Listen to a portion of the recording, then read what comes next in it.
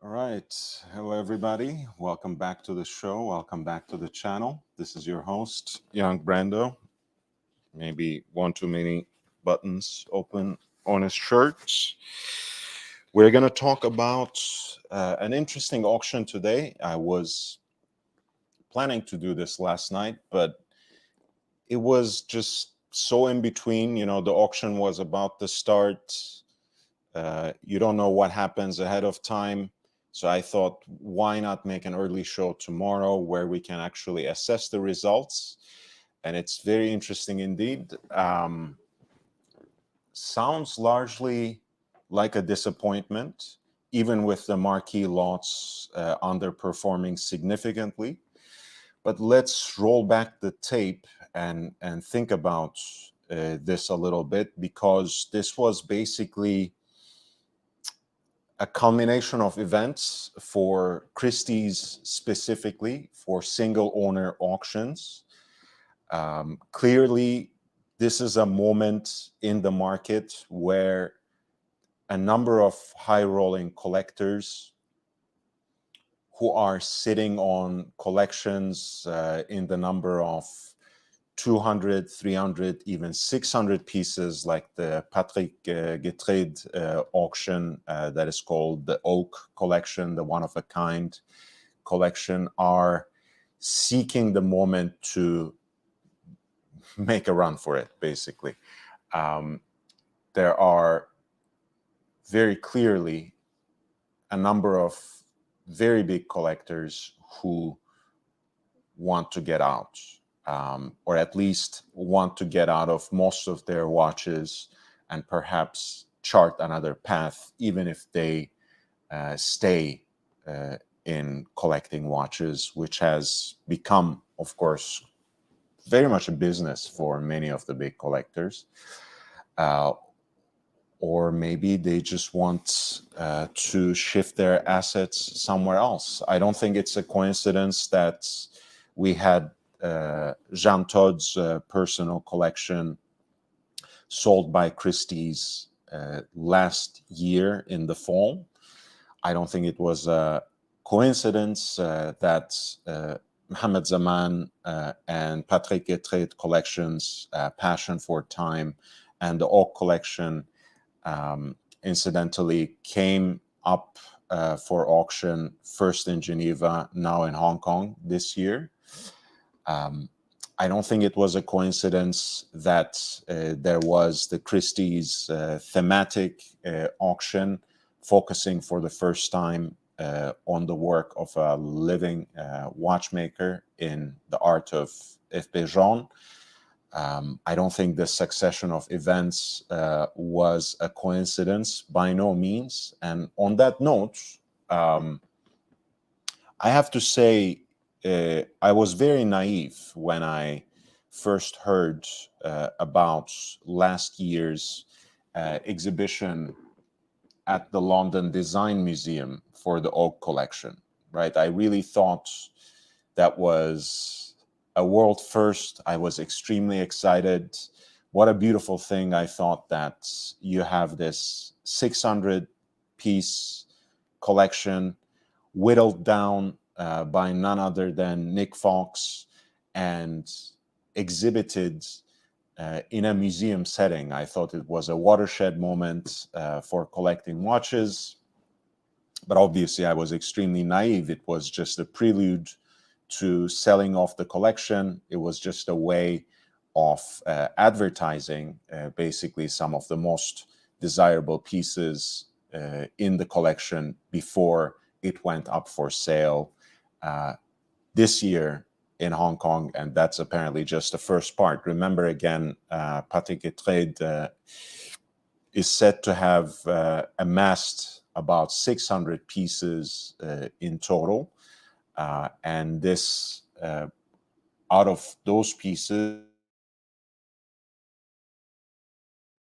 only 160 of them were exhibited. And again, of all these pieces, earlier today, it was 139 pieces that were sold.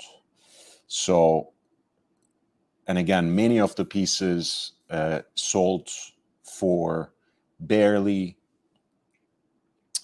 the reserve price. They barely touched the low end of the estimate, and not even. Some didn't even sell, and others ended up being a relative bargain for the kinds of watches that went up as part of this collection.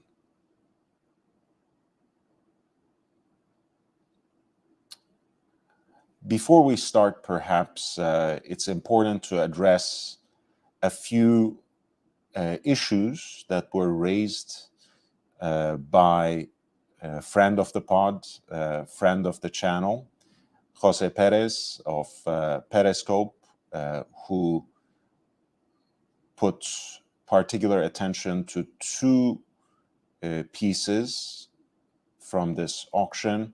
One was lot 2537,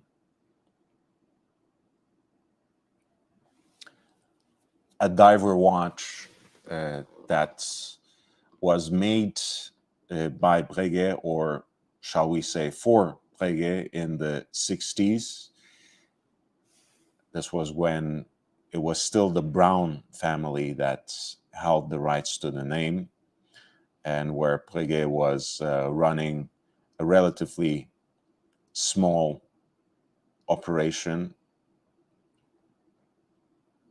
out of Paris, making more or less bespoke watches, and of course some of the tool watch commissions for which we came to know them. Incidentally, lot 2537 did not actually sell, even though it was coming on the block with a pre-auction estimate that was set between 800,000 to 1,600,000 in Hong Kong dollars. Very roughly, that's 100,000 to 200,000 in US dollars. Let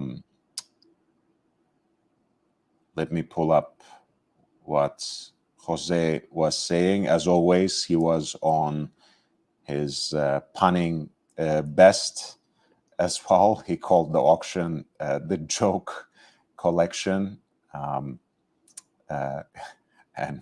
Fart one. Very, very good, Jose. He basically juxtaposed images which are framed and in the middle from this watch with previous and presumably legitimate examples of the model. This diver watch is sometimes called the Dan Gurney because it was seen and photographed on the famous American race car driver Dan Gurney's wrist. It's actually a very aesthetically pleasing watch. I mean, a tool watch by Breguet, beautiful lozenge-shaped marker at 12 o'clock, expired eggshell loom against black lacquer dial, oversized markers, lollipop hour hand, spear-shaped center sweep seconds. I mean, you can go on and on, right? You know, it's the kind of watch you could wax poetic about, but it seems that this example seems a little too perfect, too manicured, and also quite inconsistent with the previously extant examples. You see, this is the signature of, what was it, lot, I want to say lot 20,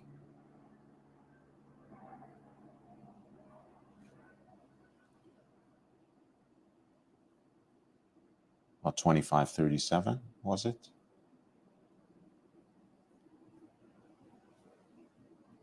Oh, man.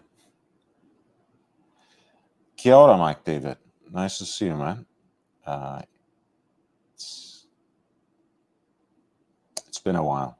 It's been a while. Nice to see everyone and please hit the like button when you can. Right, we were looking at the lot 2537 from the Oak collection, and let me just put in the link in the chat as well if you want to highlight any other lots in the meantime. And a friend of the channel, Jose Perez, found a number of inconsistencies. The most obvious one is the Breguet signature, which seems very unusual compared to previous examples.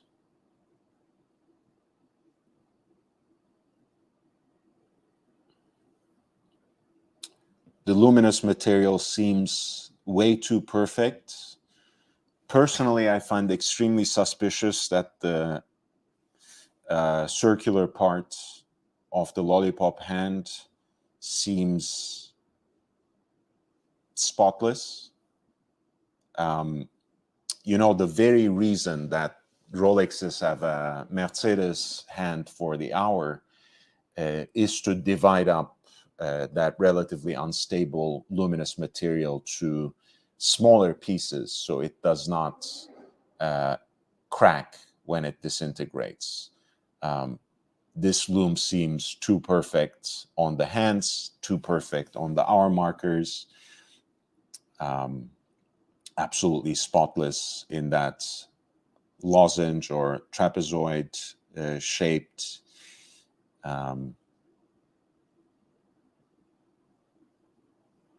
12 o'clock marker.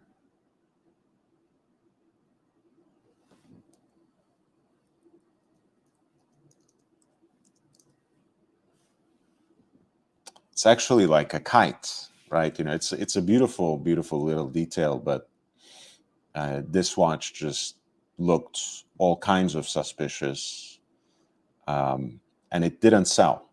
And quite honestly, I'm happy to see that. I'm happy to see that people are looking at the periscope, listening to Jose Perez, and being that they're being cautious before make decisions about pieces like this. Another lot that he highlighted was the 2607, which was a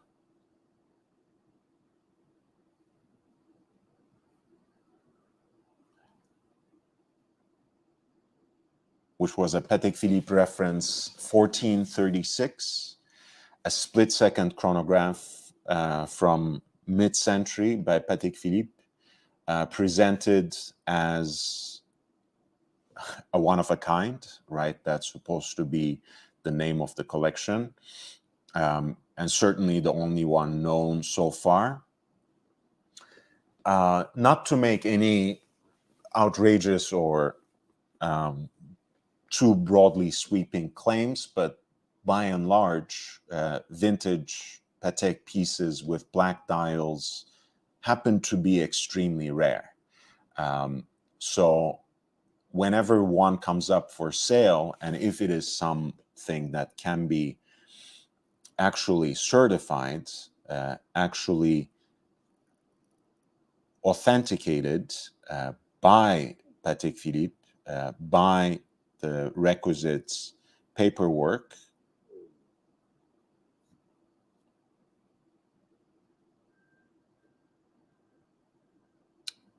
it is really worth quite a bit.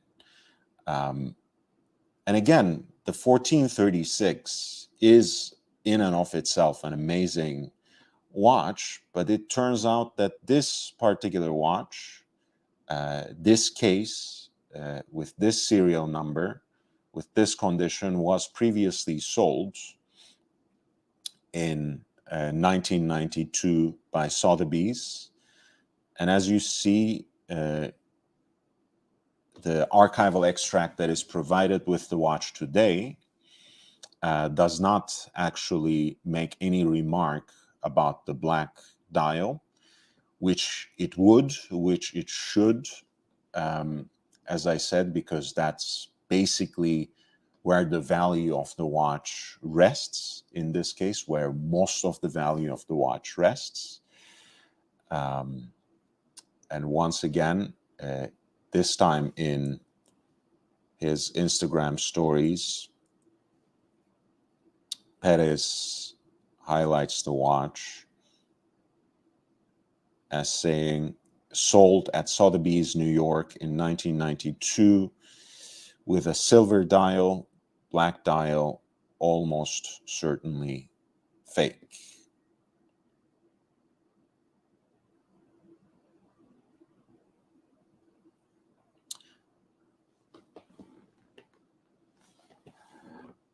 Mike David, I'll take a look at these lots. You know, I usually do that by super chats, but I did miss you, and you are here very frequently, so it's my pleasure. But before we started, I wanted to highlight these two lots that were dissected by the Periscope by Jose Perez, who's a friend of the channel and who has been on the platform on a number of occasions. So go check out his Instagram page, where you would find the most up-to-date exposés and other pieces of news and alerts on this kind of on these kinds of issues. But of course, periscope.com, where he actually has nice expository pieces of writing. Whenever there's an auction coming up, he may shed particular light on this or that lot, sometimes a handful of pieces, sometimes the most outrageous ones, representing the most important allegations against them. And sometimes he has more historical pieces. For example, most recently talked about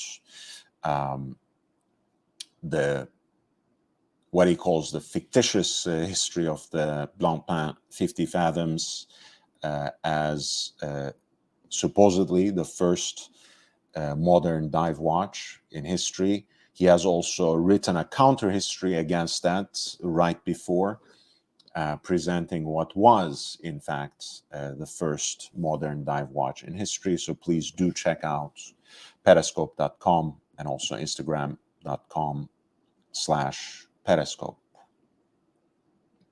And of course, I would appreciate it if you could follow me on Instagram as well. That's always great, and great to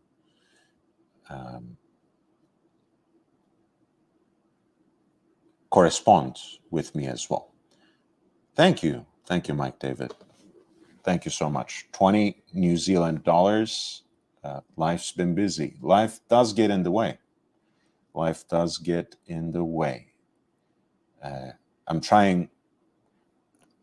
I think I've made a commitment to myself this week earlier that I'm actually not letting life get in the way of this channel. Since I am, in fact, transitioning into full-time YouTube starting in May, I will make the channel a priority. So as long as it doesn't take time from my work, I will be with you here as many times as possible during the week. And I'm exploring some opportunities to have different settings, which I hope to provide you. You know, I'm sure we will return eventually to Steel Buffalo Motors. I'm sure we will have some kinds of segments where I will be interviewing people, hopefully smoking cigars. And I want to bring you also into different kinds of places that I enjoy, that I frequent. You know, it can be a restaurant, it can be perhaps a boutique, And in each case, it's not just going to be about shopping and consumption, but hopefully an occasion where I sit down with someone and talk, which is something I do well. I discovered I can talk. So thanks to Mike David, we're looking at two interesting Omega Seamaster chronographs, lots 2525 and 2526. Incidentally, again, two pieces that have not sold. Both pieces coming from 1970s, presented with prototype dials, which are in this case confirmed by the museum, by the ex-head of brand heritage and director of the museum, Petros Protopapas, who had a number of allegations directed against him by Omega, as you know, as part of the most recent controversy about the Speedmaster that never was, which I covered on this channel. Petros is yet to speak his part, so I'm not going to repeat any of the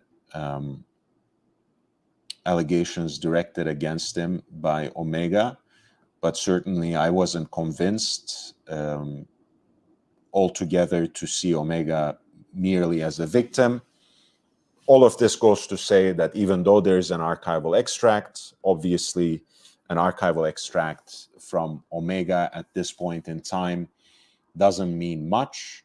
This is once again a Seamaster chronograph from 1970 with what was then a relatively new movement, the caliber 861. The hand-wound caliber that's basically proved to be kind of the heritage of the Moonwatch, in the same way that the 321 was the actual moon landing movement. 861 almost immediately replaced it, and between 861, 1861, and 3861, those are really much more numerous, much more widespread, much more perhaps associated with the Moonwatch than the 321, which was perhaps the actual moon landing caliber. This is a Seamaster chronograph, so it features around the dial an inner rotational bezel, which you can manipulate from this extra crown at 10 o'clock. And honestly, stunning orange details, which are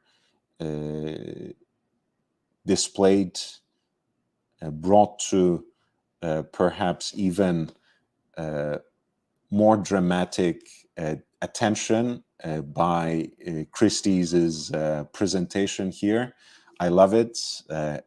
Presenting a chronograph on the macaron, which I hope were not wasted for this occasion. I hope someone ate them after the photo shoot. It's pure genius. I particularly love the tonneau-shaped case. Really, I mean, it's rather sleek, especially thinking that it's a chronograph and a dive watch. I love the finishing on it.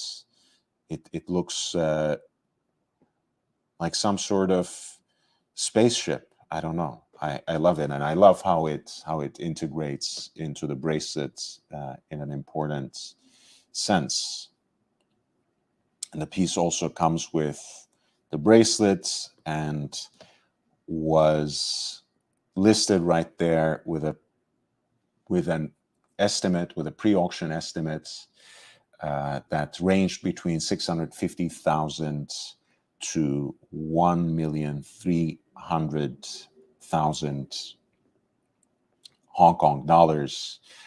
Quite a princely sum, but once again, this was one of the lots that did not sell. And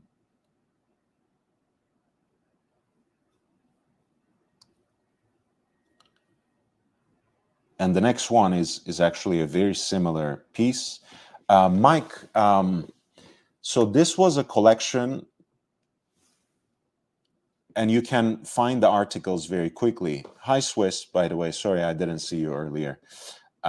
If you search the Oak Collection and London Design Museum, this was the collection that was given a particular highlight as kind of a museum standards with 160 pieces curated out of it by none other than Nick Fox.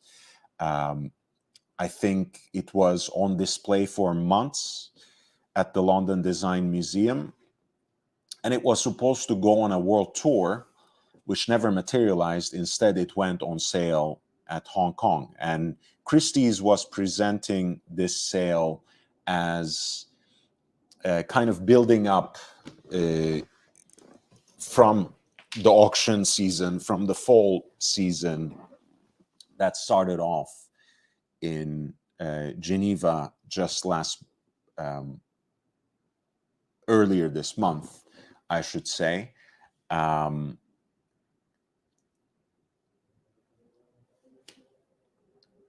And they basically were patting themselves on the back, saying like, you know, these were trusted to us because we managed to sell the ex-Ferrari team chief Jean Todt's collection for about 32 million Swiss francs in total, just in the last season, fall 2022.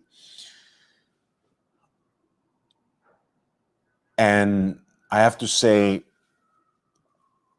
to acquire these collections to sell, they probably offered these single owner, these collectors, I should say, very generous estimates, which were, in the case of Passion for Time, the Mohammed Zaman collection in Geneva, actually also raised in the last minute. I don't know if you followed that controversy where a third-party guarantor came into the picture in the 11th hour. In fact, they entered the frame so late in the game that the auction was postponed for about 45 minutes on the day of the auction. And when it started, basically without any significant advance notice, people quickly discovered that the estimates were raised significantly by factors of 3 in certain instances in comparison to the amounts advertised in advance. So the whole contract was sealed basically both between Christie's and these collectors, and in this particular case of the Passion for Time live event on November 6th, between the third-party guarantor and Mohammed Zaman, with the express purpose of selling these watches for as much money as possible, which, of course, implicitly is always part of the agreement between the consignor and the auction house. As you guys know, the auction houses really don't owe you anything. And I'm not saying this as some cruel statement. It's just legally speaking, Of course, they are supposed to present the pieces to the best of their professional ability and expertise, but at the end of the day, the fiduciary duty of an auction house is to the consignor, not to the buyer. It is to the seller, not to you, for better or worse. So that being said, going back to the second lot that was highlighted by Mike David, this is another Seamaster chronograph from 1970, built on caliber 861, which had at the time recently replaced the 321. And it has once again a prototype dial that is attested by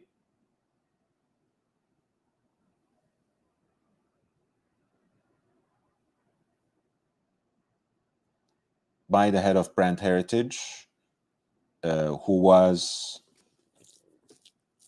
and I'm just repeating allegations that were presented by others, who was unfortunately maligned by Omega as part of this recent scandal that we covered here. He has not spoken his part yet, so I'm not going to repeat those allegations. All of this is to say that an archival extract from Omega at this point in time does not mean much. These dials are presented as prototype dials made specifically as part of a small batch delivered to Norman Morris Corporation, produced to test new dial and color configurations. Brown backgrounds with reds, kind of like a cherry red chronograph registers, which is a color replicated at the centrally deployed chronograph seconds, and also on the minutes track and the seconds track as well. There is once again a beautiful barrel-shaped case, maybe like an elongated cushion even, and an inner rotational bezel that can be set by using an additional crown at 10 o'clock. A very nice combination of a dive watch and a chronograph, two of the most perennially popular sports watch genres. This time it is presented on a leather strap, on a textured leather strap, calfskin seemingly, which resonates with the red accents of the dial. I'm not sure if it's a manufacturer's strap or not, but it is paired with a déployant clasp, which matches the stainless steel material of the case. Once again, the estimate is quite high, 650,000 to 1,300,000 in Hong Kong dollars. Still a lot of money. Roughly, you can divide it by 8 to find what it corresponds to in US dollars. And that is really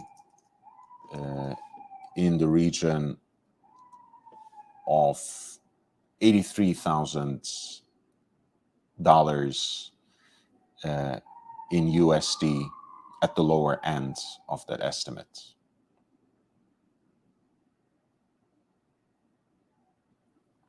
Oh, no worries, Mike.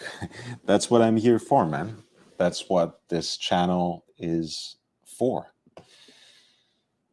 So we can demystify some of what is seemingly going on behind the scenes and is barely understood or explained in detail when it actually ends up happening in broad daylight. Captain Kirk says, why in the world wouldn't Omega put that into production? Right? These look like very fun sports watches. And again, I know people don't necessarily love Seamaster chronographs, right? Within Omega's product line, obviously, you almost immediately think of the Speedmaster. In fact, the more dressy chronographs as well, like the chronoscope, for example, are neglected, avoided, and even maligned for the same reason. But anyway, I know no one likes Seamaster chronographs, but something like this is different enough in terms of the case shape, with the integration of an inner rotational bezel, and just the fun colors.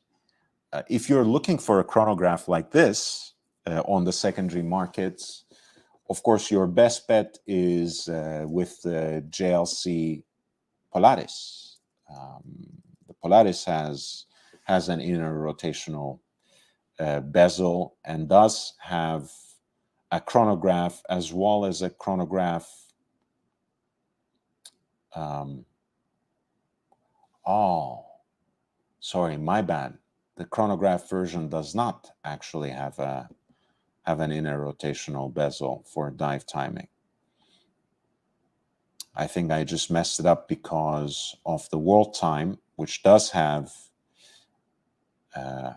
another crown at 10 o'clock, but that's for the cities ring. Let me pull you an example of that so I don't actually just waste this for no reason at all.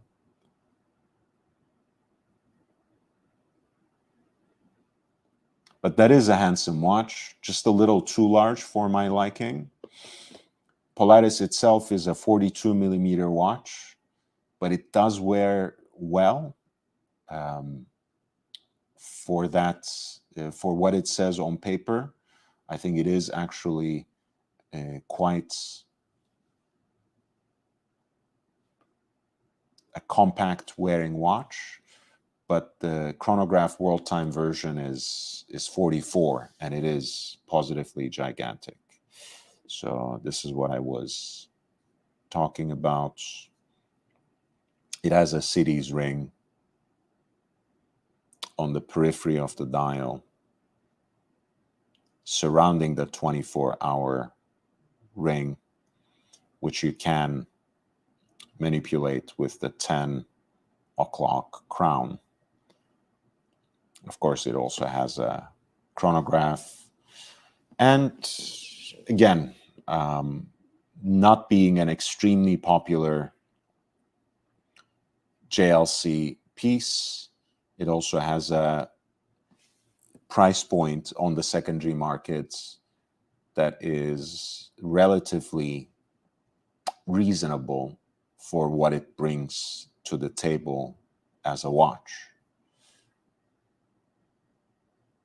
There are not many pieces that combine these complications at the price points. Gérard Perregaux used to have a chronograph world timer, which you can find on the secondary market, I think more or less at the same price point. And of course, there's the 5930G by Patrick Getreide, which is altogether at a different level, at least 4 times the price.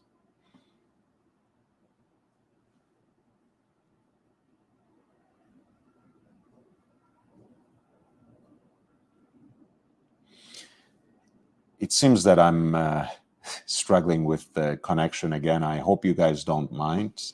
Please hit the like button. We are looking at the Oak collection. I have sent in the link into the chat. I'm going to do that again momentarily.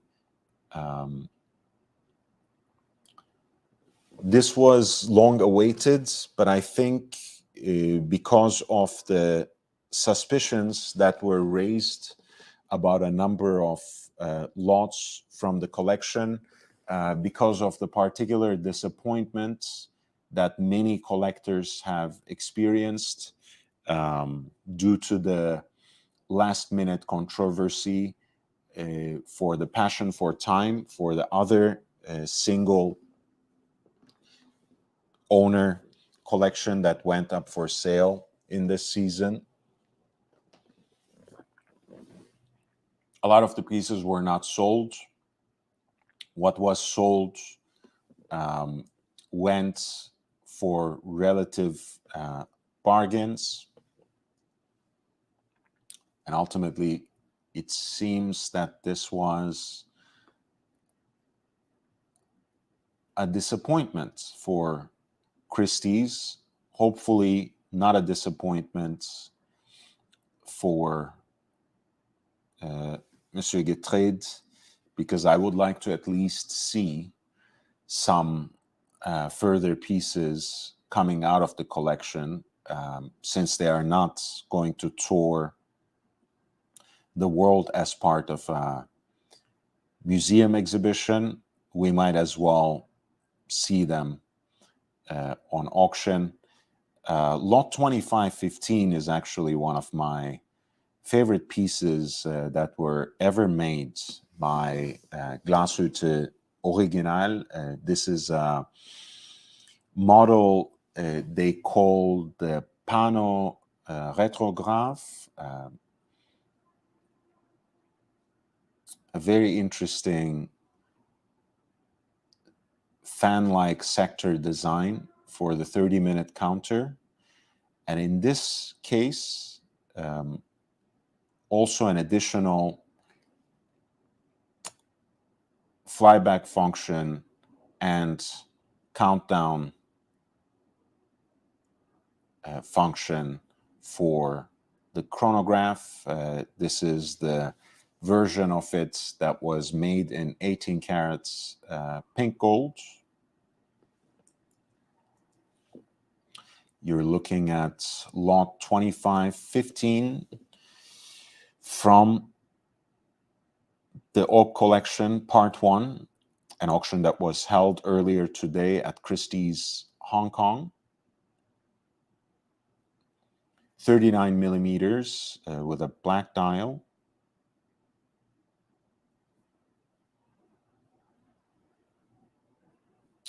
And here's a little video that demonstrates the functions, I believe.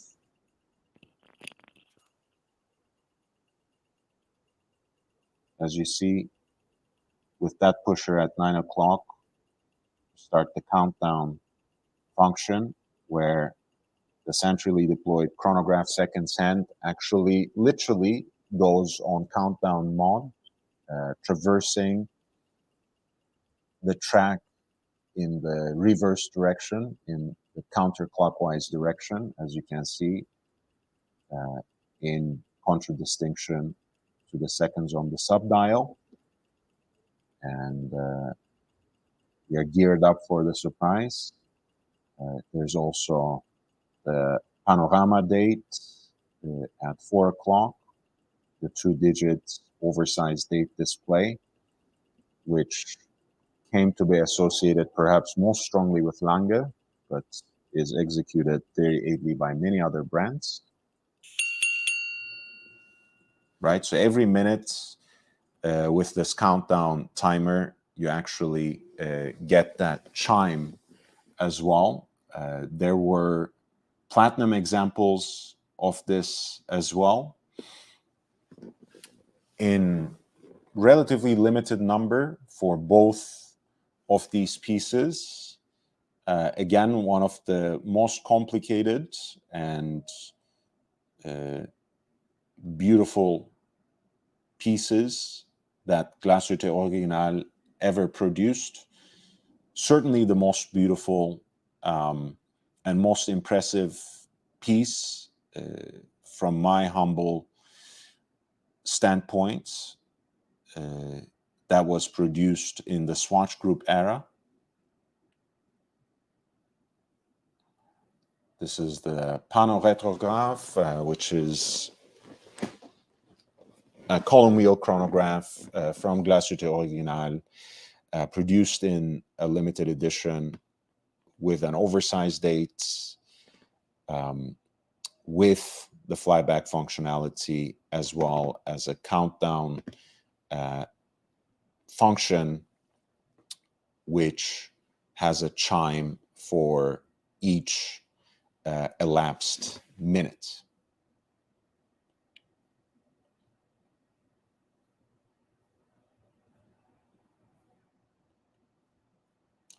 This was lot 2515, an example of it in pink gold, which sold for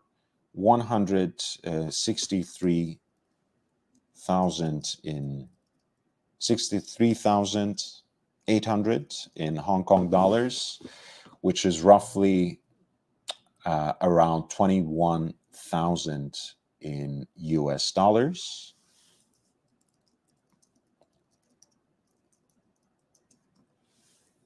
I think that's not so bad.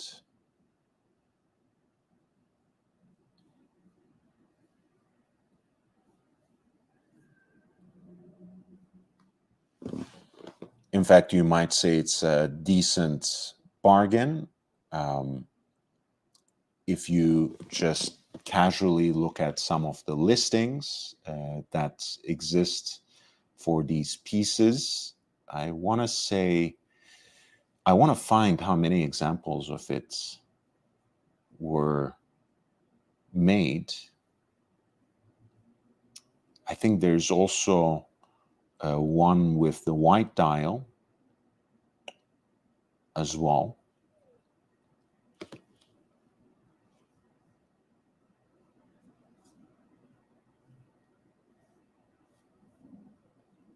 The platinum was, I think, one of 50. The pink gold may be one of 150. Not sure. In either case, it's certainly a cool piece, limited piece. And again, kind of a quirky chronograph, which has the start-stop here, flyback here, and the countdown timer or countdown initiation right here. Lot 2515, which sell for an amount roughly equivalent of 21,000 US dollars.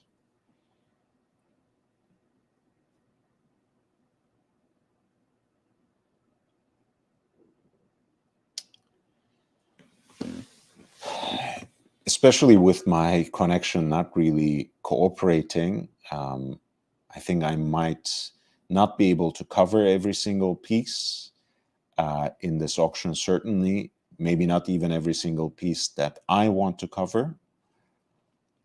So if you want me to highlight anything over the next hour, you should most certainly click the link that I posted in the chat. And I will be more than happy to attend to it. But I think I will probably be here maybe around, maybe another hour, maybe a little longer. We'll see. Another interesting piece, a Seamaster chronostop. Once again with an inner rotational bezel, but this time a case shape that harkens back to the aesthetics of a stopwatch, kind of a bull's or bullhead look, with two chronograph pushers actually flanking 12 o'clock. An inner bidirectional rotating bezel that I believe you manipulate with the extra crown at 6 o'clock. Once again, this is a piece from around 1970.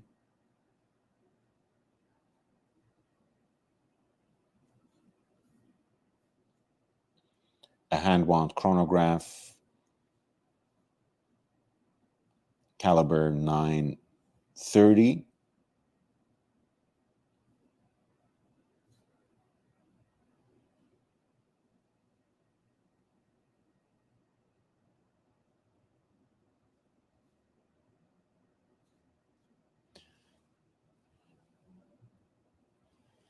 Kind of bronze colored dial with continuous running seconds at 6 and a 30 minutes, a very colorful 30 minutes totalizer at 12.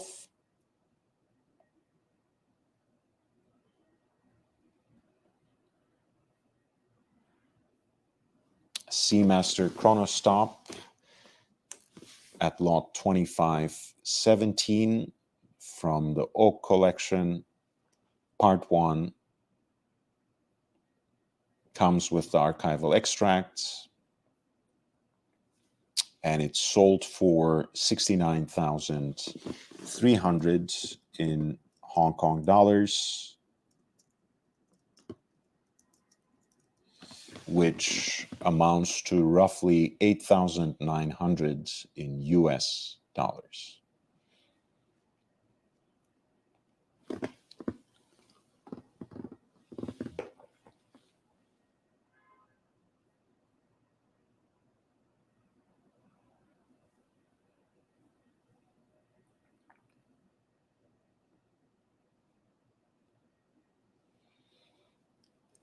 Lot 2520 is a limited edition Omega Speedmaster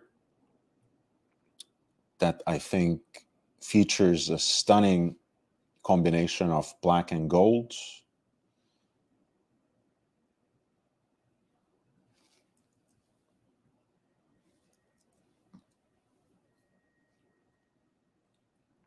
One of 50 pieces.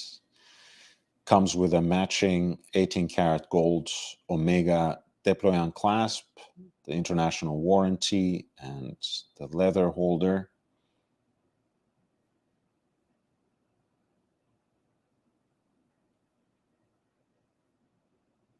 The 25th anniversary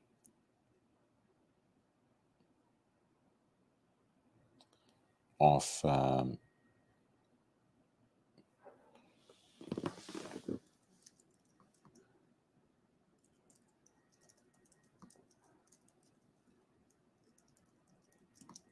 Apollo Soyuz, I think, collaboration. Apollo Soyuz 3.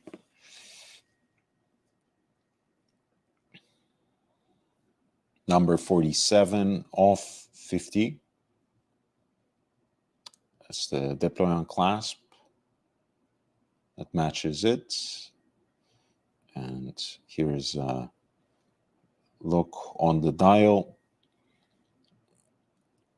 Pretty plain and unadorned, except for Apollo Soyuz inscription within the 12-hour counter. That really doesn't interrupt the flow of the design all that much. I think this is a beautiful piece, probably incredibly underrated. Speaking of all the different gold or precious metal Speedmasters and the limited editions that sell, or at least used to sell, for multiple times their retail price. This one, as lot 2520 of the Oak Collection, realized the final hammer price of 113,400 in Hong Kong dollars, which comes down to 14,500 in US dollars. really, again, another great deal that was had by the new winner. Of course, you are going to add to that a buyer's premium to the tune of around 25%, but that's still a very decent deal for a precious metal limited edition Speedmaster that looks as handsome as this one. Hey, Basil. Nice to see you, man. Miss you, buddy. Oh, man. I'm getting Americanized. I am even starting to call people buddy. What's going on with me?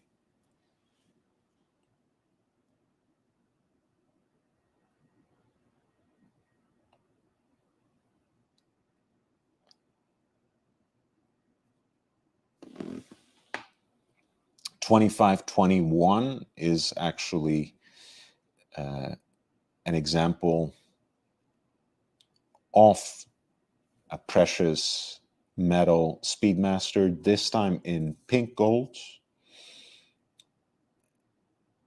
for the 50th anniversary of the Speedmaster. Black enamel dial on the full bracelet, and with a display case back as well.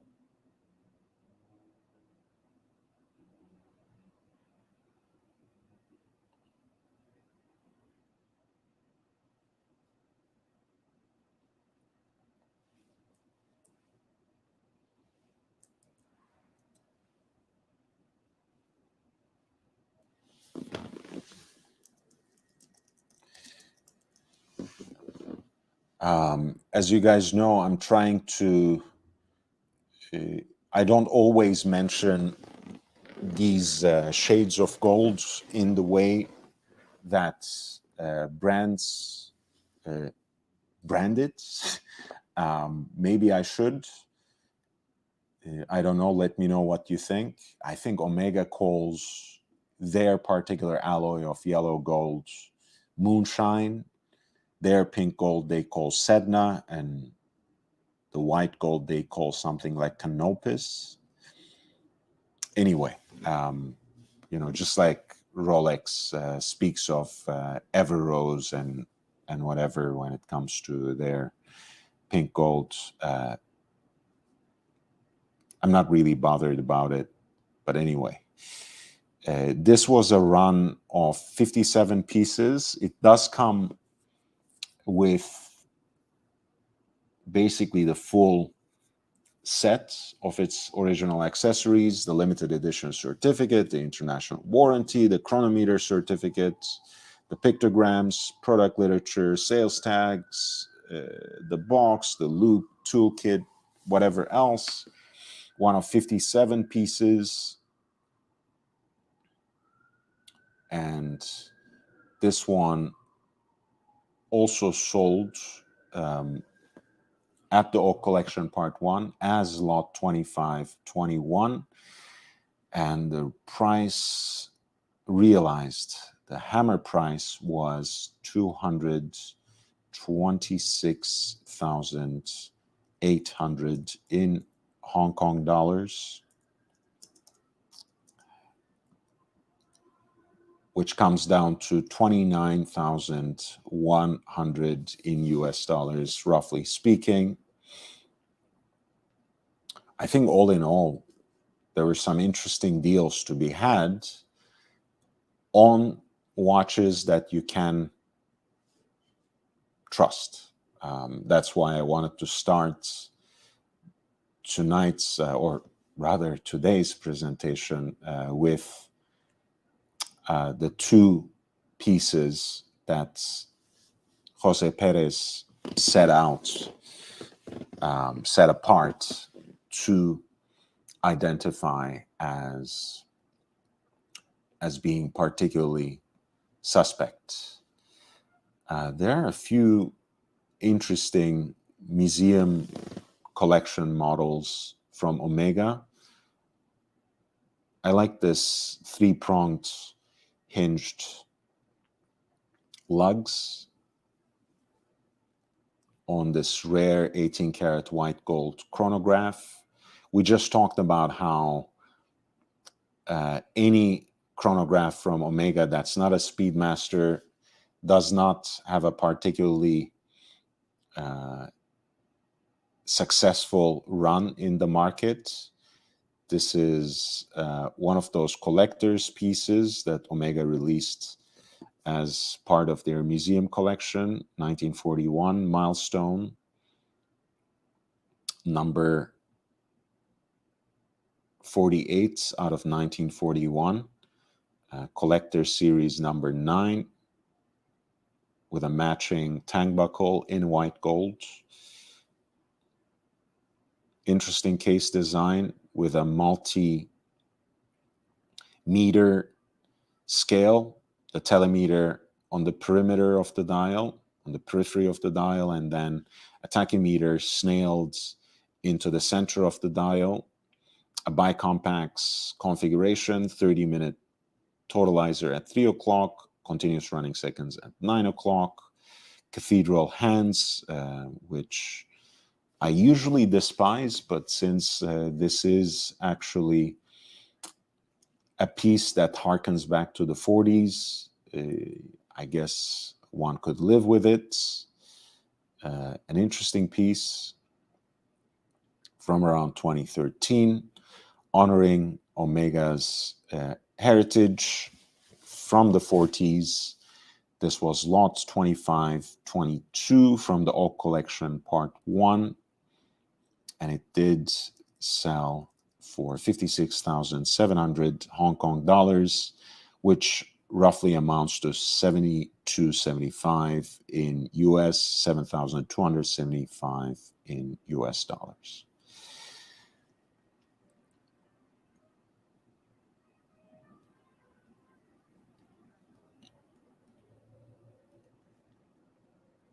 I want to look at another piece from Omega, and then perhaps I will move onto the Voutilainen pieces. This is, as you guys know, as part of the Vacheron Constantin historique collection, there was a piece that's called the Toledo, I think, which was in many ways a remake of their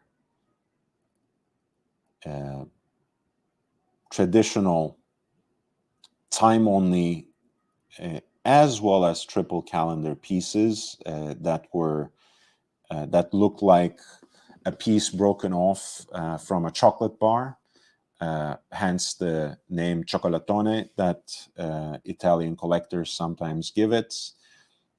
You might look at this as Omega's take. This was the number 2 of that same collection, honoring a 1951 piece, Cosmic, one of 1951 pieces. As well, this particular example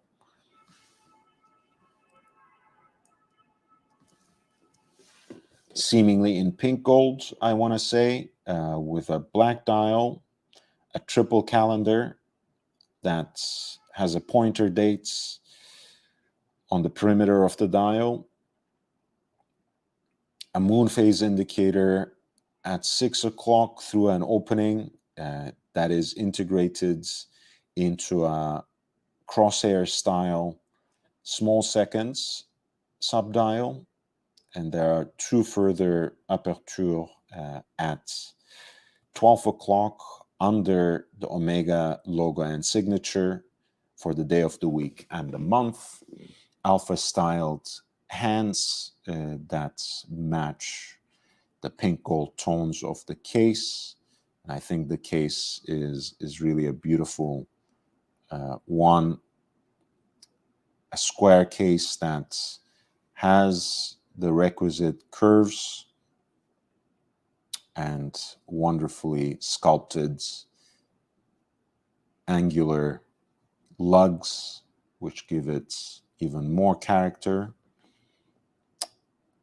Dagger-shaped hour markers that I think complement the alpha styled hands beautifully. This was one of the pieces that did not sell, and it had an estimated value of 65,000 to 130,000 in Hong Kong dollars, which at the lower end of the estimates is right around 8,300 in US dollars. This was one of the pieces that didn't sell. So not a good start, I have to say, for the sale of this collection that was perhaps expected even more. I don't want to say desperately, but yeah, people were looking forward to seeing this collection and perhaps buying a few pieces from it with great expectation. Somehow that wasn't the case. This is a great tourbillon that I like. It was basically made by Maurice Grimm, or Moritz Grimm, and André Beiner.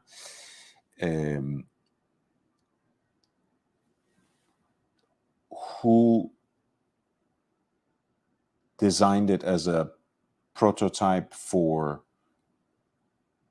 Omega.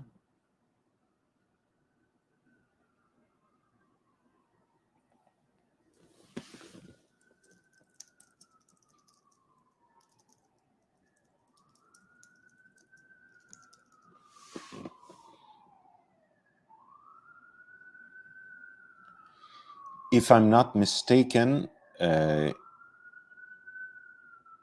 duo, namely Beiner and Grimm, were also behind the design of the movements that Audemars Piguet released as the first automatic tourbillon in the world, with this design that harkens back to the age of Egyptomania. You remember, it's one of my favorites, with this unique hammer winding system, and a titanium cage for the tourbillon. A solid design that allowed, first of all, extreme elegance and sleekness, thanks to using the base plate of the movement as the case back, and also, of course, using titanium for the cage, which was at the time a revolutionary first, if I'm not mistaken, and of course made it lighter, which incidentally is technically beneficial too, as much as I understand watchmaking, because at the end of the day, the tourbillon cage adds additional inertia and friction to the movement. So having a lighter cage obviously is beneficial for that movement. Anyway, that duo also prototyped and designed a movement for Omega later, and it was produced as this Deville tourbillon, Deville Central tourbillon, as it's sometimes called, with the letter Omega moonlighting as the tourbillon cage itself, heat blues, seconds hands, pivots on that cage, which helps it use the frame of that opening as a second subdial, since this is a 1-minute tourbillon, a guilloche dial that is divided into 12 sectors and with two hands that extend out from two spear-shaped hands that extend out from that opening in the center, serving as hour and minute hands. This is number 4 of 10, in fact, inscribed as such on a plaque on the dial at 6 o'clock.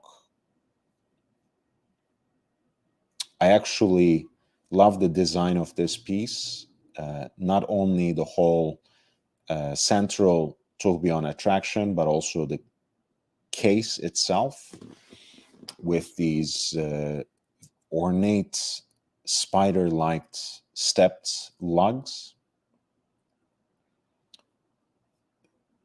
Subtle but really aesthetically pleasing crown guards, as you can see, minimally protruding but very stylish, and a kind of brown, bronze, even khaki colored dial that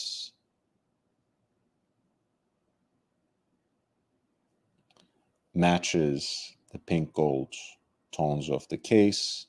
Here, the pink gold case is matched with a déployant clasp.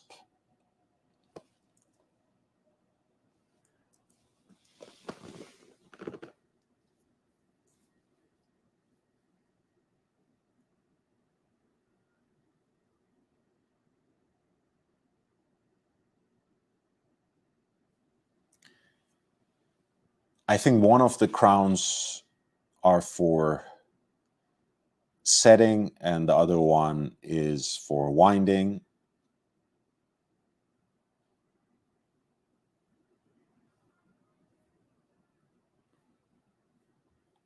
And this is a piece, again, that sold, I think, right above the reserve price, perhaps, but certainly under the lower end of the estimate, which was set at 200,000 in Hong Kong dollars. But the piece actually sold for 189,000, which is right around 24,250 in US dollars. By the way, sometimes people get confused about this, and rightly so, right? Because in a lot of auctions, the lower end of the estimates can coincide with the reserve price, but just as well, the reserve price can be lower and sometimes significantly lower than the estimate. So this is why, this is how, I should say, some of these prices can be less, and at times significantly less. Some of these hammer prices can be even significantly less than the lower ends of the estimates. Hey, Surti, nice to see you, man.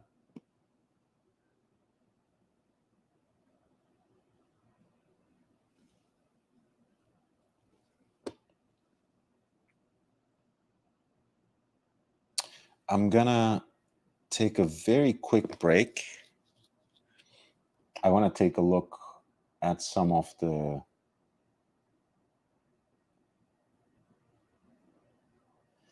Voutilainen pieces that were sold. There's just some really great things, and some actually sold for relatively well. Don't take me wrong, but overall, very interesting bargains indeed.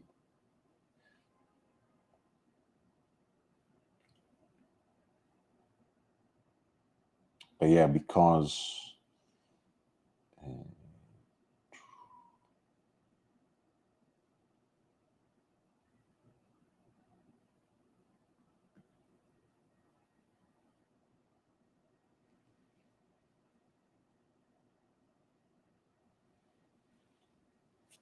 I mean, imagine, right? You know, the Oak collection, etc., the FP Jaune hype, the Chronomètre Bleu hype. This is lot 2581, which is a Chronomètre Bleu. And the hammer price was 630,000. Well, that's actually a lot.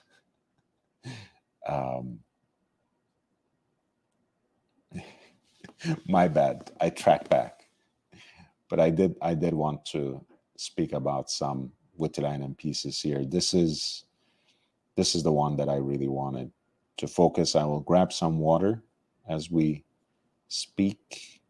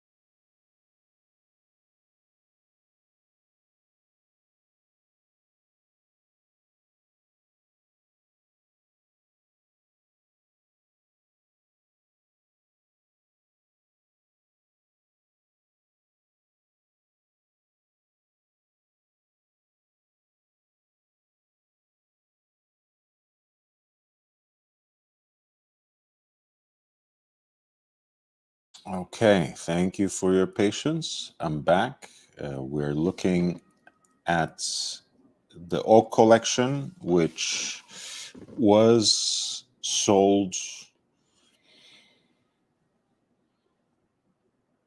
basically earlier today in Hong Kong at Christie's Hong Kong. This is lot 2588, a pièce unique, a one-of-a-kind 28 by Kari Voutilainen. Stainless steel case with the teardrop lugs. All the other elements are quite recognizable, with an oversized subdial for seconds at 6 o'clock. Arabic numerals on the other quarters.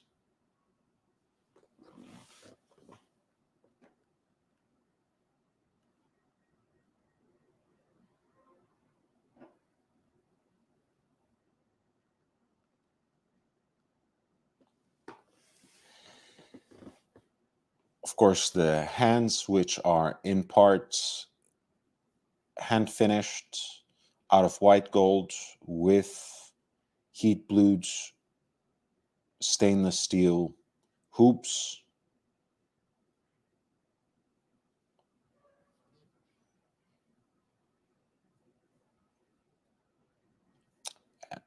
And the dial is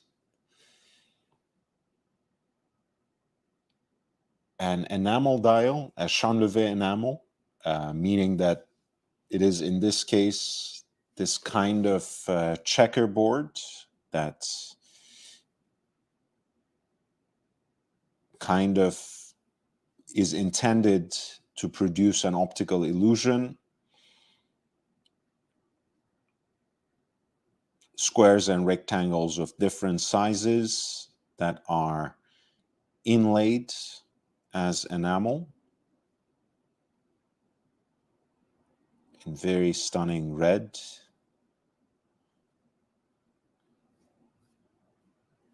Very unique, and again, beautifully matched here with a red strap with contrast stitching, and again, beautifully displayed on a checkerboard that picks up the same tones by Christie's. Here's a look at that caliber 28 with its oversized and slow beating balance wheel with a bridge that's as beautifully finished as the finishes that are usually saved for tourbillon bridges, I should say.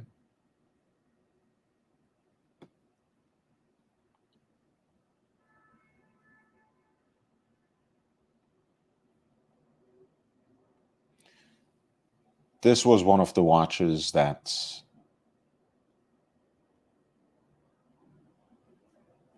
sold relatively well. Of course, it does come with its certificates, the matching stainless steel buckle.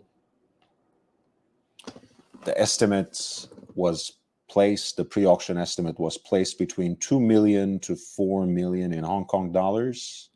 And finally, the piece sold for 2,520,000 in Hong Kong dollars as well, which amounts to 323,400 in US dollars, roughly speaking.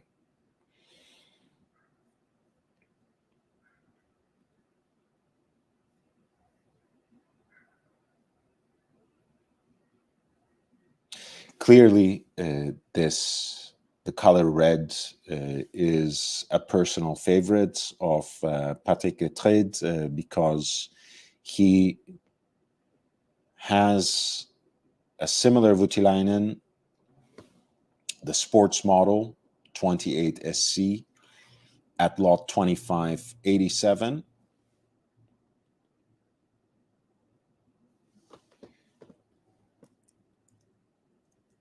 This time,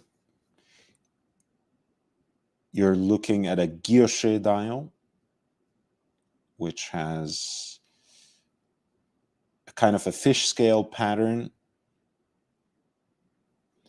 for the hour track, a classic vague for the center dial.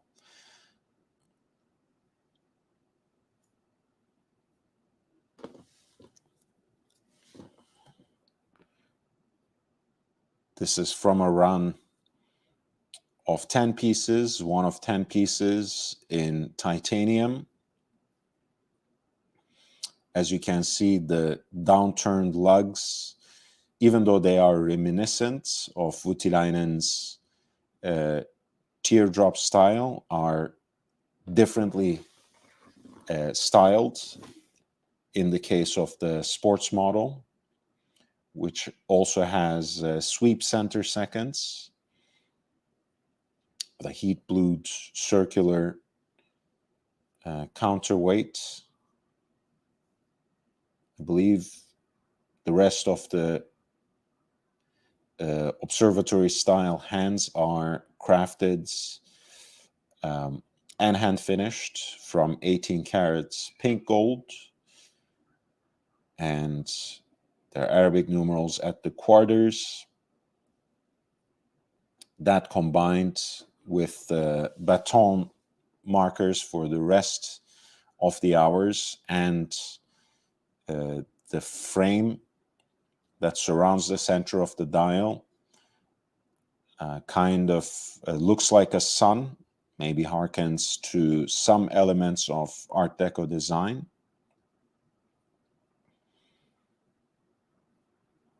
Here you are looking at the center seconds version, sweep seconds version of caliber 28, which preserves all the other elements, both in terms of the architecture and finishing, as we have seen in the previous model. This was a limited run of 10 pieces, as I mentioned, number 3 out of 10, as you can see here.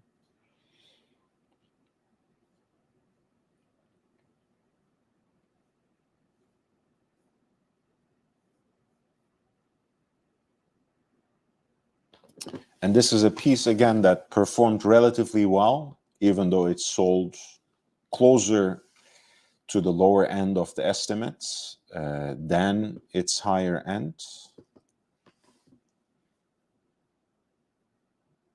For 1,386,000 in Hong Kong dollars, which is a hammer price that amounts to 177,800 in US dollars. That was lots 2587. Voutilainen 28 SC.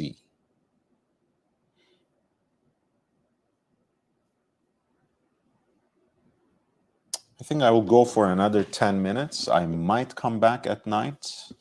I don't know. We'll see. If you have any special requests before I go, feel free to send in a super chat with the question or with the lot number you will choose from this link, and I'll be more than happy to oblige before I take off.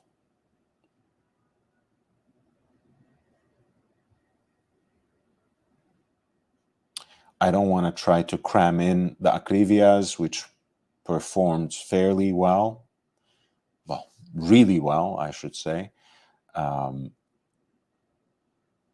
But I do want to take a look at some more pieces.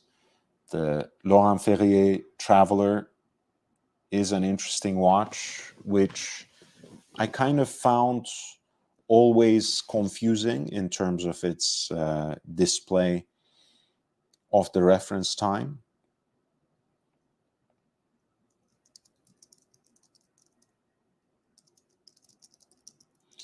But as a piece of design, especially in terms of the case design, I really like it because it harkens back to that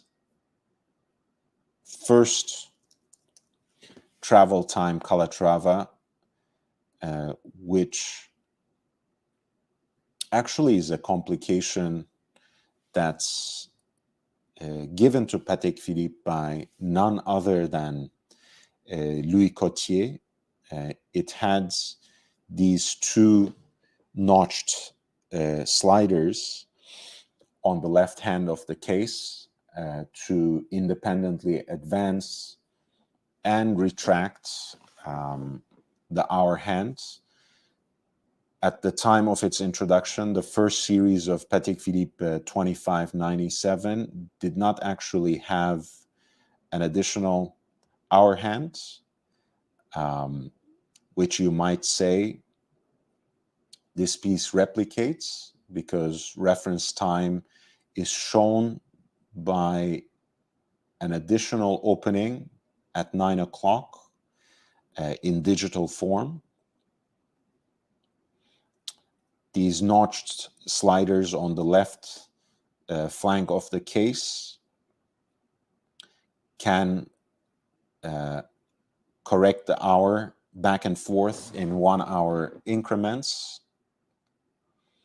There's a date indicator at 3 o'clock. And there is also a stunning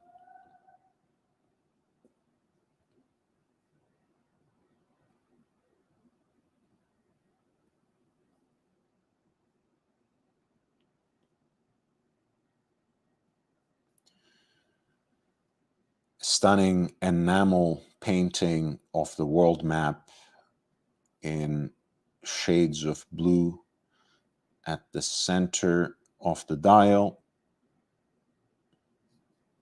which I think flows with that circular grain on the hour track.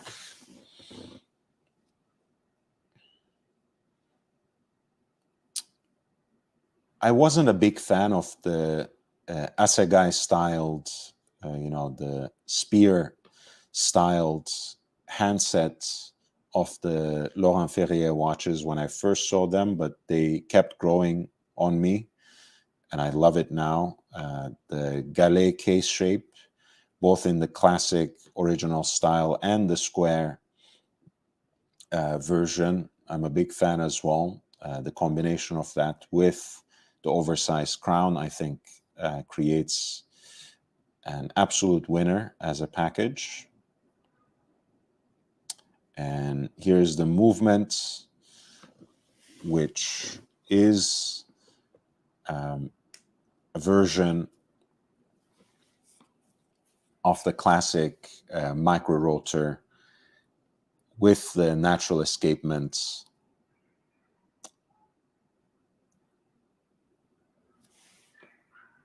influenced by Breguet's version, micro rotor movements with a finely sculpted and hand finished bridge.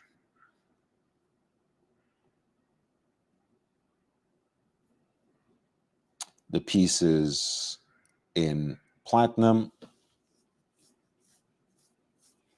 and it was apparently retailed by William and Son,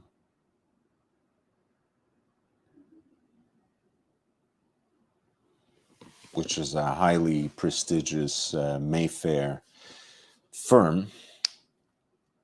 This was a 5-piece platinum limited edition of the Galet Traveler, that's called Globe Night Blue.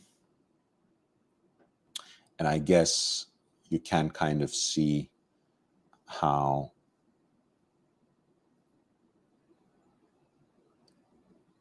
the British Isles are, or rather the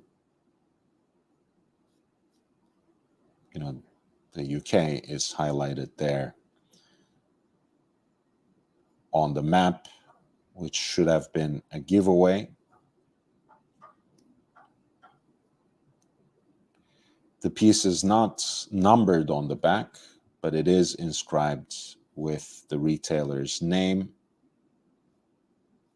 as you can see right here.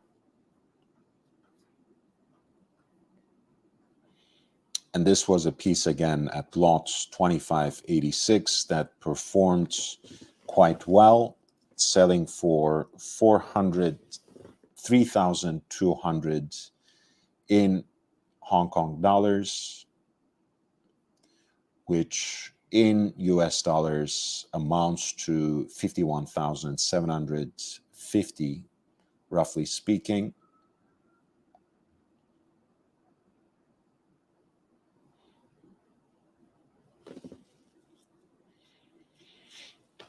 Maybe I'll do one or two more watches before I sign off.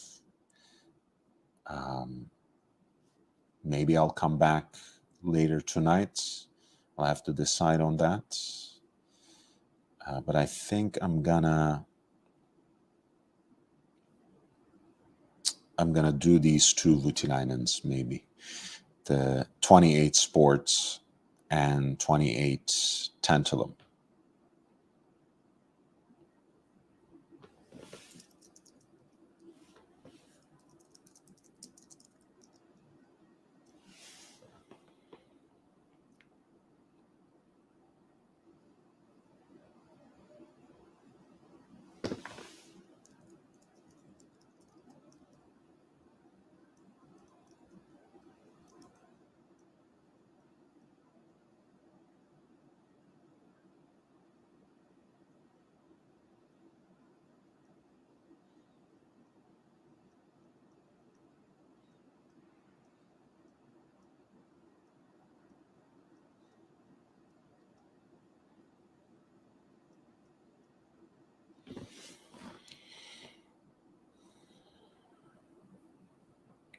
Lot 2591 is the 28 Sports.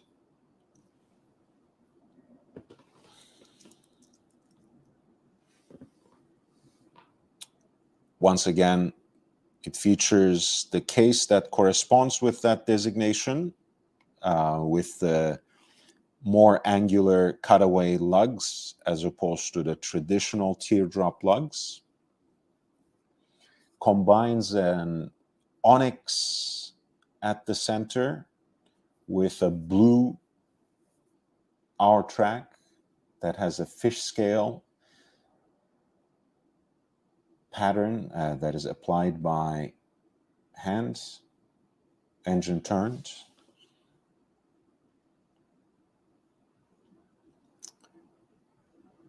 And as you can see, these hands are entirely crafted in white gold and inlaid with luminous material as well, as is the rest of the dial, which uniquely glows in dark in a very attractive shade of green, I must say. Another full set.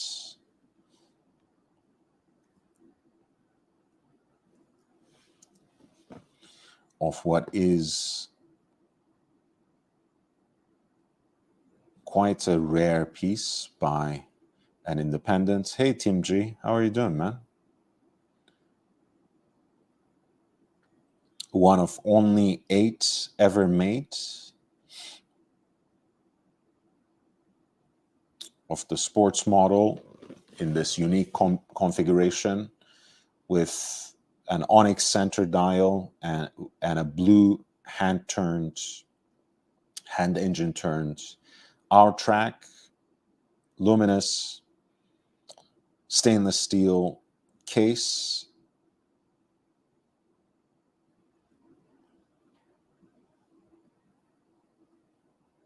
Please hit the like button, by the way, that always helps. The traditional caliber 28s.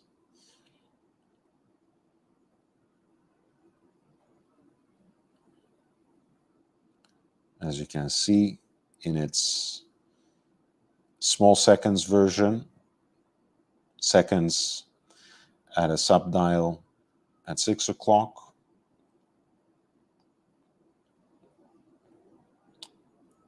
Orange baton hour markers that are luminous. Here's the luminous signature of the watch. This sold right under the low end of the pre-auction estimates for 1,197,000 in Hong Kong dollars, which actually amounts to a price in US dollars that's right above 153,500.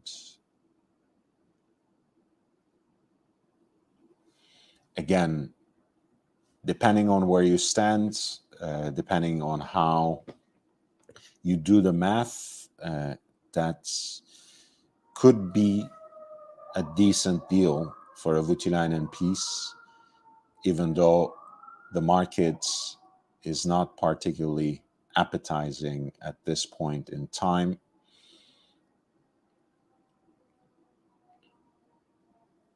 As you can see, and as I have been saying, in fact, on this channel for the longest time, the prices have been in free fall. So even for these rarest of watches, unless you are particularly prone to taking risks, it might not be even the best moment right now. But hey, some people still believe in the market, and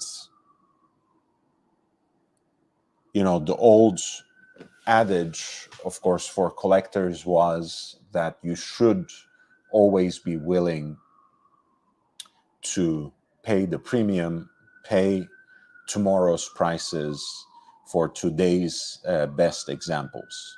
And perhaps that's still a rule of thumb that we can take on today, as long as we are judicious, as long as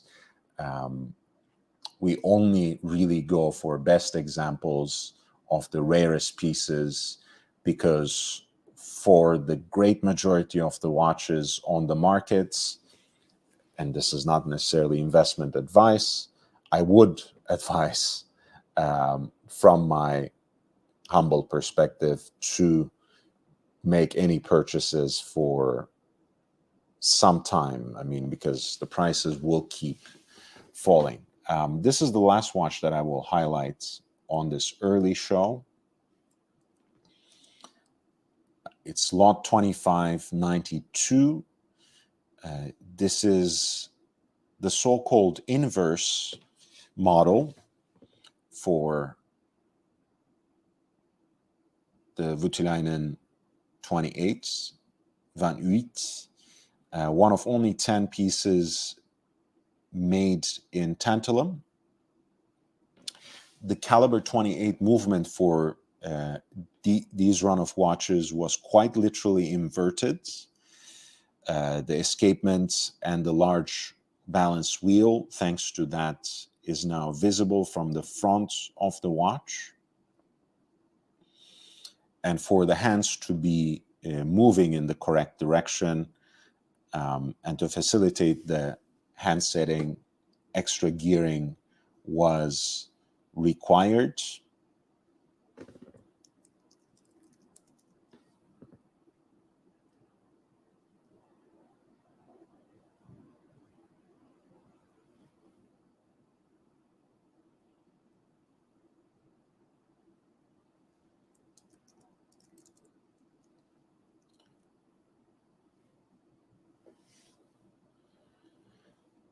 Which makes the watch, I think, about 2 millimeters thicker than the standard Van Uyt, because, again, there were additional small bridges to reverse the direction of the handsets,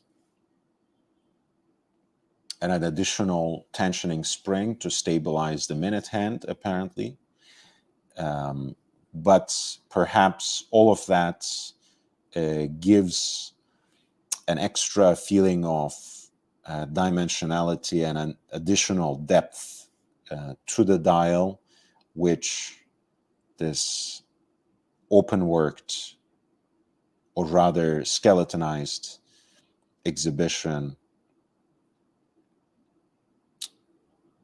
which this skeletonized exhibition really benefits from. A very nice pale blue minute track. There's an absence of a second hand, which I'm sure you have noticed.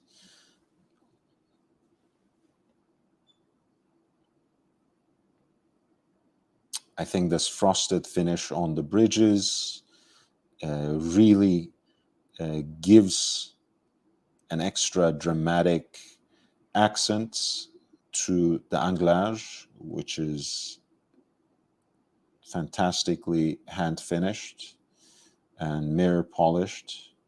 Looks good.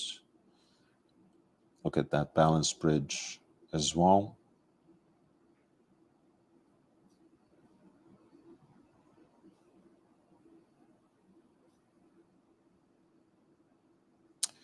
There's a power reserve indicator as well as a small seconds hand on the back, using the same color scheme more or less. Pale blue for the sectors, and of course that gunmetal gray for the bridges, which matches fantastically with the tantalum case material.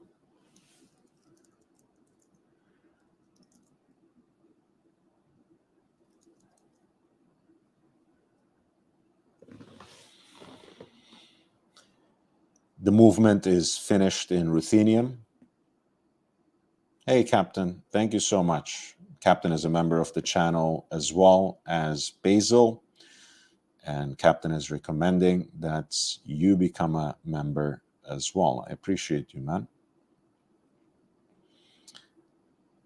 By the way, these bridges are ruthenium plated, right? Very much like that famous series of FB Jaune watches, right? 99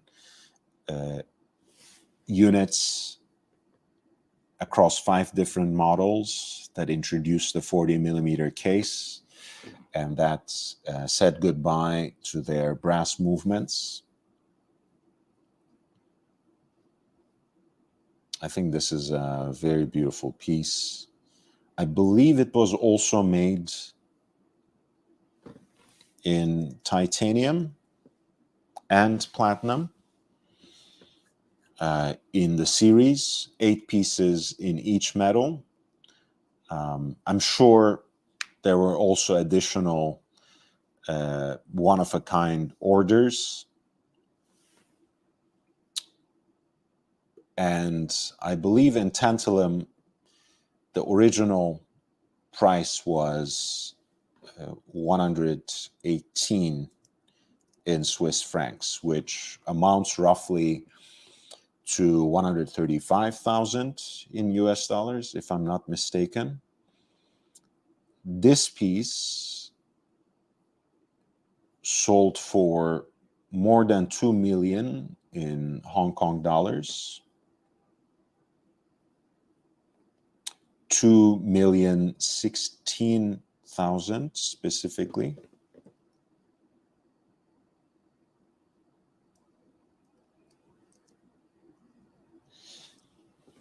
And that is more than 250,000 in US dollars, namely 258,710 in the US currency. So again, something that performed fairly well, but still sold for a hammer price that's closer to the lower end of the estimates rather than the higher end. So overall, considering what we have covered so far, the results seem to have been quite disappointing for the consignor and for the auction house, with a number of pieces at either end of the spectrum in terms of the price point that went unsold, with a number of pieces that went for relatively reasonable prices, and a select few that actually performed quite well, even though nothing that quite shattered the estimated values, the pre-auction estimates, which were set rather generously, rather highly to begin with. Maybe when I come back, we'll look at some of the choice Cartier pieces, the Langes, the Breguets, and some of the others. In the meantime, if you have any comments, if you have any suggestions, if you have any requests, feel free to put that in to the chat. Sorry, I meant in the comments. Please also feel free to hit the like button. Captain, thank you so much. Captain is a member of the channel, $9.99, enjoying the Christie's auction results coverage. Pure watch talk, no spin. Look, I have a particular principle on this channel. I do what I do best, and I talk about things that I know. And that's just an organic result of those principles that I take very seriously. So I'm glad you appreciate it, Captain. I appreciate you as a member of this community. I'll try to come back for tonight. If not, I will see you tomorrow. We'll continue to talk about the Oak collection. I'm sure there will be more news and tidbits emerging from the actual occasion. Maybe a few more interesting perspectives that we will integrate. I wanted to, I'll go for another, why not? I'll go for another two pieces that I wanted to highlight now that Captain was so generous to give a super chat. But I was going to say, if you guys want me to integrate some of your suggestions for the next live stream, some of the lots that you want me to cover, please feel free to type them into the comments. If you want to support the channel, of course, the super chats, super stickers are a great option. You can leave your comments as super thanks. You can also become a member, which will give you access to exclusive content, and all the other ways for supporting the channel are included with links in the description of this video. This is where the listings are. And I wanted to actually highlight the two pieces at lot 2547 and 2549. These are two chronographs that are built on the caliber 045 MC. I think by now many know, at least many people who watch this channel know about the Tortue, which was a recreation of a classic Cartier design from the Roaring 20s, as a single button chronograph, as a monopusher chronograph. And it was a movement that was designed by Technique Horlogère Appliquée, THA, which was a joint venture at the time between François-Paul Jean and Denis Flageolet from the De Béthune fame. Vianin Holter also worked with them for a period of time as part of that movement manufacture, but I don't believe he was involved in the design of this monopusher chronograph movement. Beautiful piece, probably in the most desirable configuration here.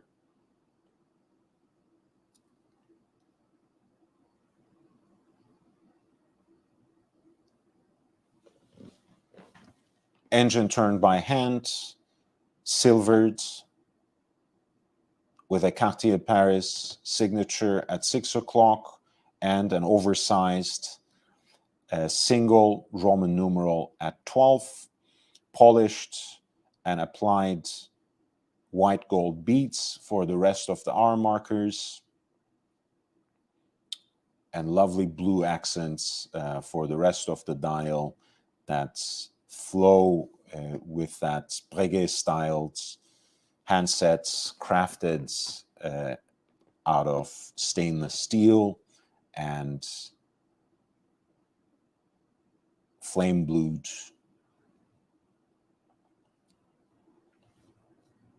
An absolute classic, as I mentioned, perhaps in the most desirable configuration, the white gold version with this oversized single Roman numeral I've seen on the market go for highest.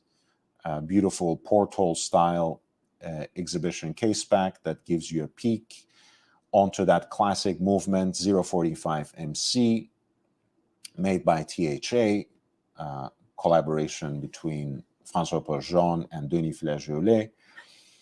And this piece sold pretty much like as it was expected. The reference 2396 from CPCP, Collection Privée Cartier Paris, that famous collection that brought together classic Cartier designs with emergent high horological movements, oftentimes collaborations with, again, up-and-coming independent makers. This was lot 2549.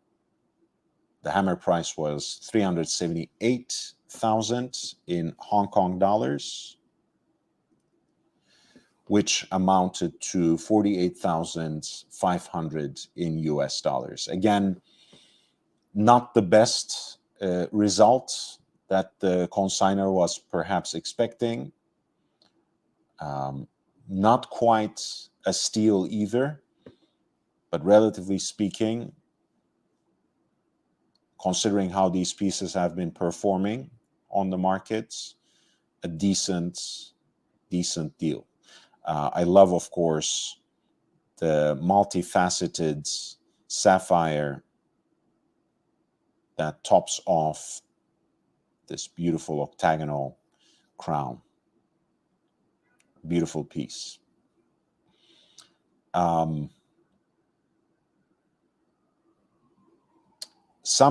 lot of people don't know that that same movement was used for a tank chronograph from the same series. So it was not only the reference 2396 that was built on caliber 045 MC, but also a single button chronograph that was presented in an oversized tank case.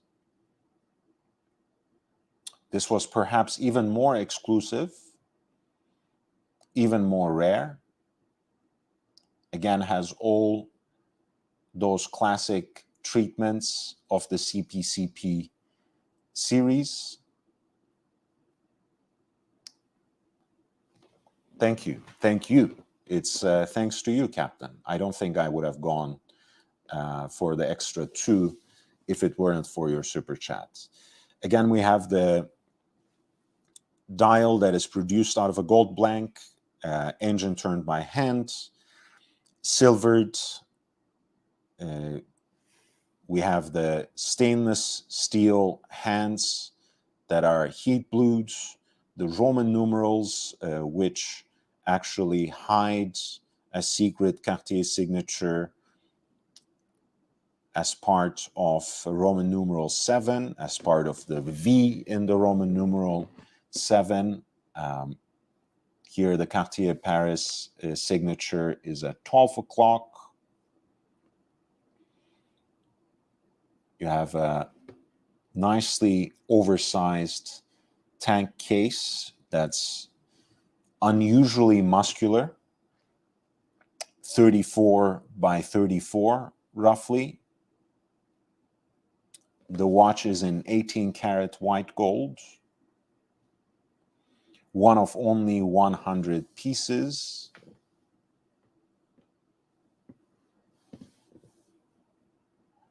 And as you can see, this is also built on that same movement 045 MC, a limited run of 100 pieces. This particular example was number 61. Once again, matched with a beautiful Cartier style 18 karat white gold déployant clasp, the octagonal crown topped off with a blue sapphire that has a multifaceted finish. And of course, that's beautifully color coordinates with the heat blued hands on the dial.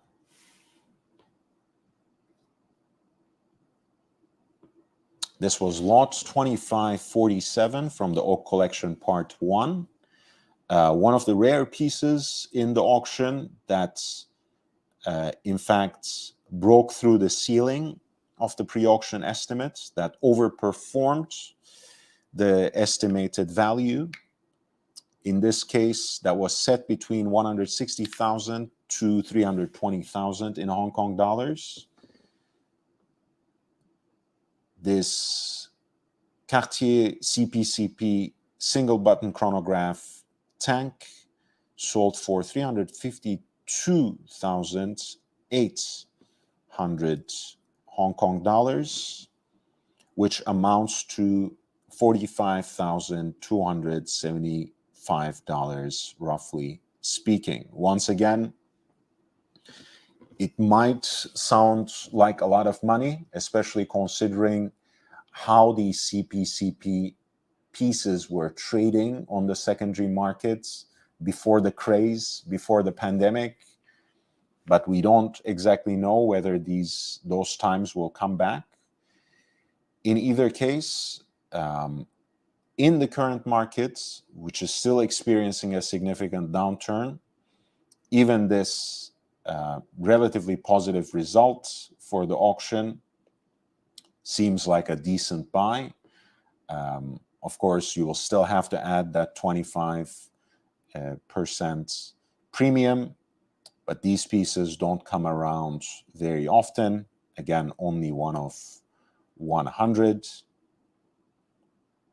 The oversized white gold monopusher tank chronograph from Collection Privée Cartier Paris that sold for a little over 45,000 US dollars.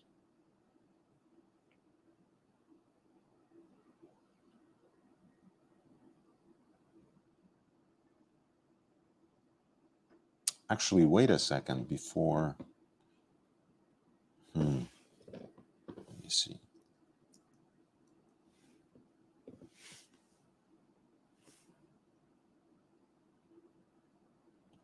Yeah, I believe these prices realized are without the premium in the case of Christie's. So that's what I can understand from their remarks here. So hopefully that wasn't misleading in any way. All right. Now I am in fact signing off. I might come back in about 4 hours. If so, you'll find me here. You'll receive those notifications.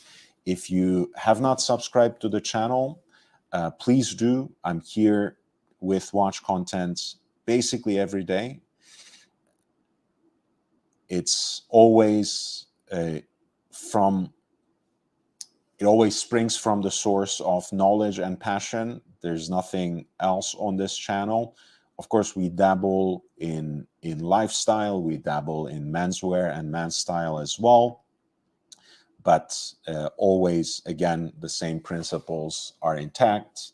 We don't talk about things we don't know, like 90% of other WOT channels. We don't. We're not in the pocket of the industry. I'm sure some of you have seen that picture of Waco literally sitting on the lap of one of the CEOs. We don't do that. It's mind-blowing. So I'm completely beholden to you. I work only for my audience, and it is whatever I do, all the work I do is made possible by this audience too. So I do appreciate you. I look forward to providing more content for you. Please hit the like button if you want to support the channel. You know how. Any contributions, you have the links in the comments. I'll see you in the next one. Until then, stay safe, stay healthy, wear and enjoy your watches. Take care.